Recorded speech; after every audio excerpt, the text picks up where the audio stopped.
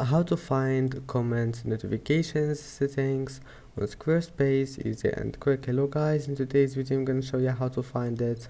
First, open your browser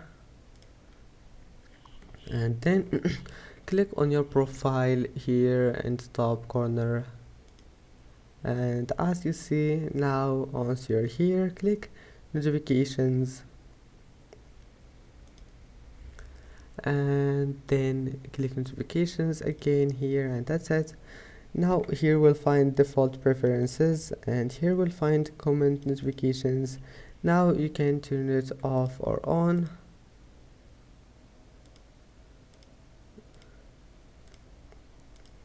And now just go back, it will be saved.